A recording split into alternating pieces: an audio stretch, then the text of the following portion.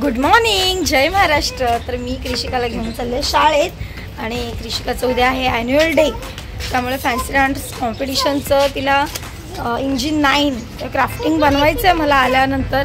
परत तिची उद्याची तयारी करायची आहे। चला, तर कृषिकाला स्कूलमध्ये सोडलं आणि आता आली आहे क्राफ्टिंगचं जे सामान लागतं ते घ्यायला आली आहे। चला लागेल कार्डबोर्ड, कार्ड पेपर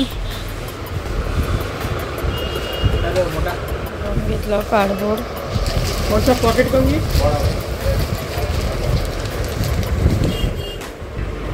तर कृषिकाचं इंजिनचं क्राफ्ट अर्ध रेडी झालं आहे। एवढा पसारा झाला आहे, अक्षरशः कंबर मोडली, कारण का आता सवय नाही भरपूर दिवस काही क्राफ्टिंगचं करायचं शाळेपासून।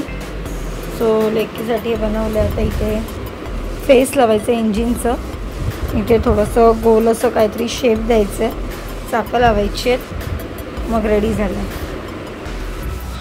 तर कृषिकाचे फ्रॉक आणि उद्या ॲन्युअल डेचे कपडे थोडेसे अल्टर करायचे होते, म्हणून काकीकडे आली होती आणि केलं सुद्धा पटकन, कारण का किरणला बाहेर जायचं आहे आणि कृषिका म्हणजे झोपली आहे घरी।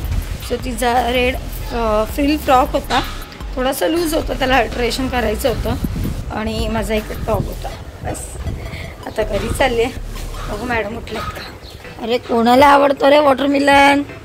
दाखव, दोन दाखव सोनू।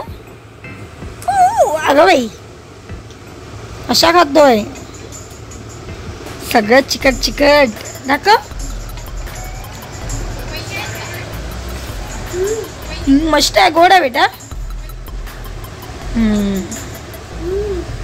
भिजला बाबा माझ्या पोरशा पोतू बल्ला।